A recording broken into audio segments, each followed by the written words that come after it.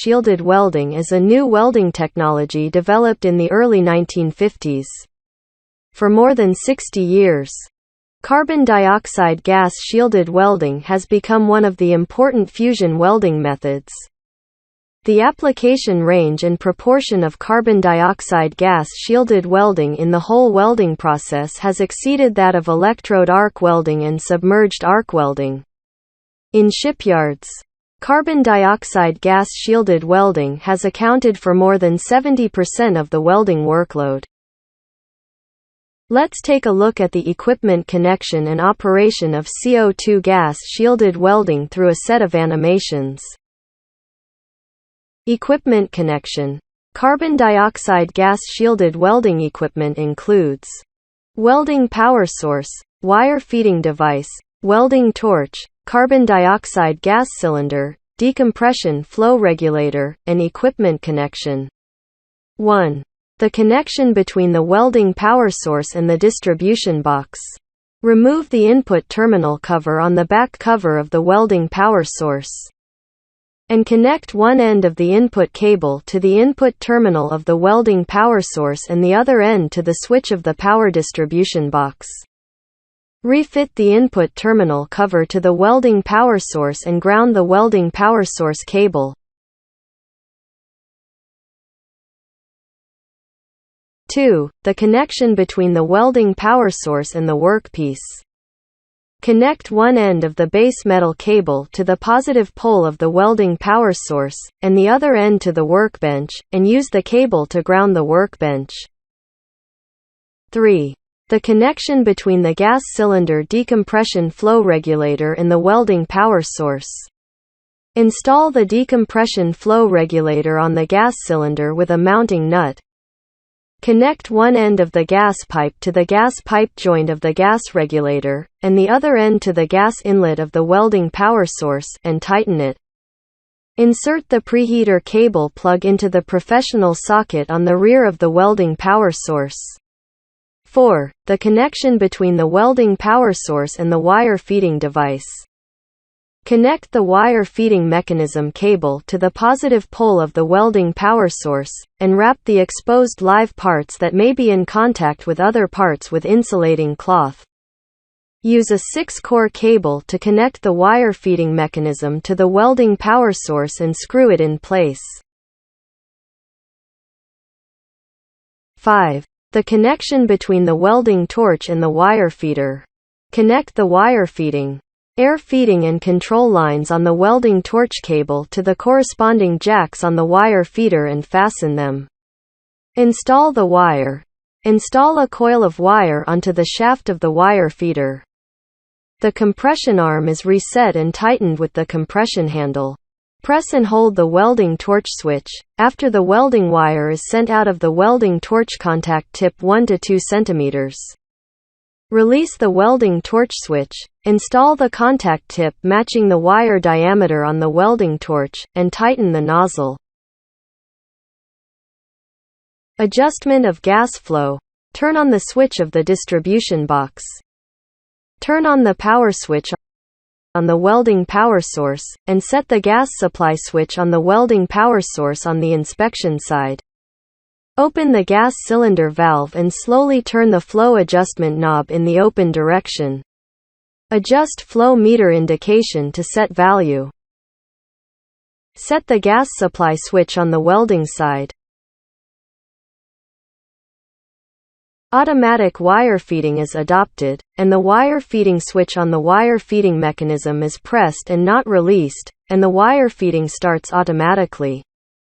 When the length of the welding wire at the contact tip of the welding torch is 10 to 15 mm, release the wire feed switch immediately, and the wire feeding stops. Set the arc end switch on the operation panel of the wire feeder to none. Adjust the welding parameters. Gradually approach the welding torch to the workpiece. Make the end of the welding wire contact the workpiece. Press and hold the welding torch button. Carbon dioxide gas will flow out of the nozzle first. 2 automatic arc ignition after 3 seconds.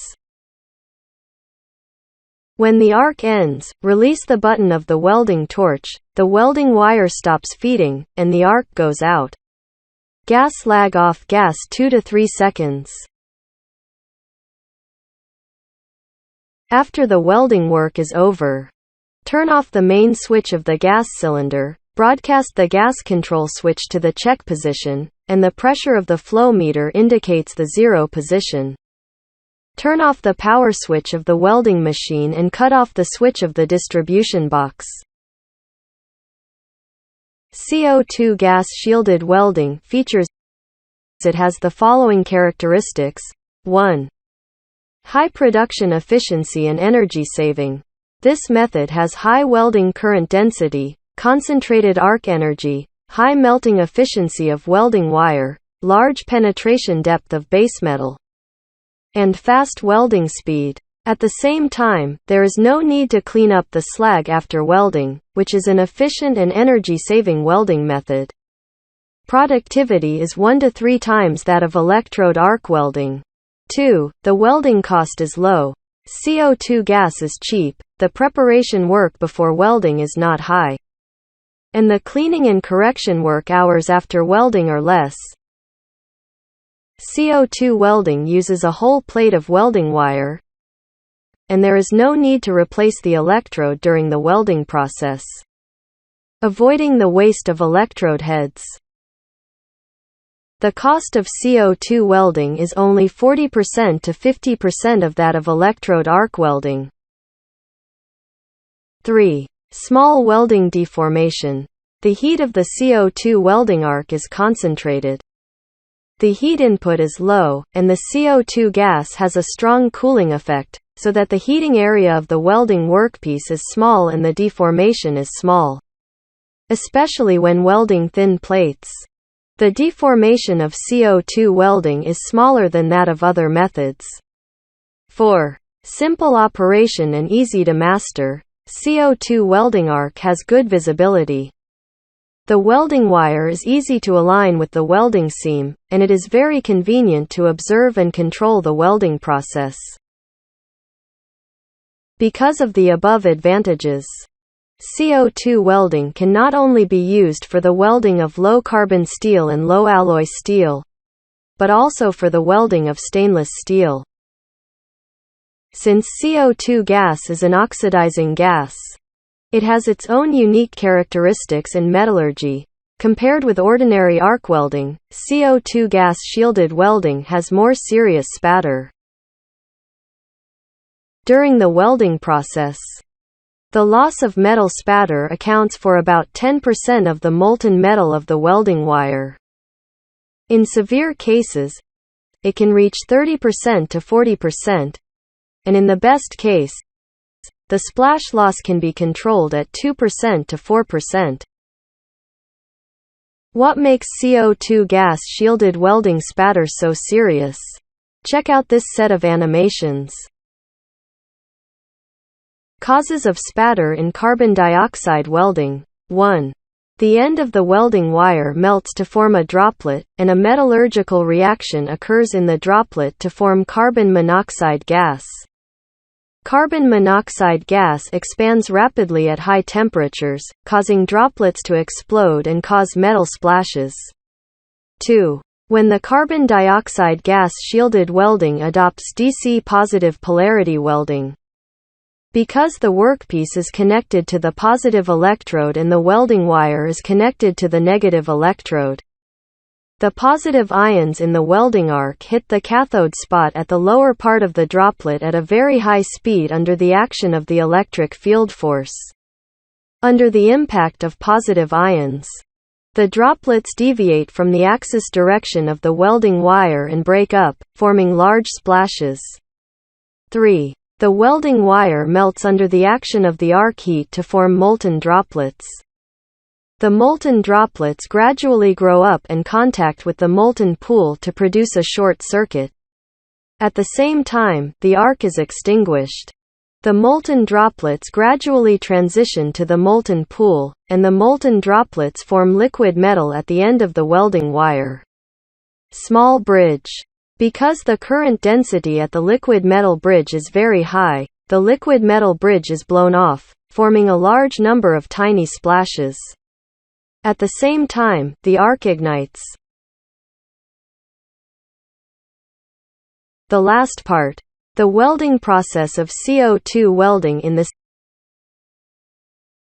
CO2 welding process, in order to obtain a stable welding process, the form of short circuit is the most widely used. The characteristics of short-circuit transition welding are thin wire, low voltage and small current, which are suitable for welding thin plates and all-position welding. 13. The process parameters of short-circuit transition include arc voltage, welding current, welding loop inductance, welding speed, wire diameter and extension length, etc.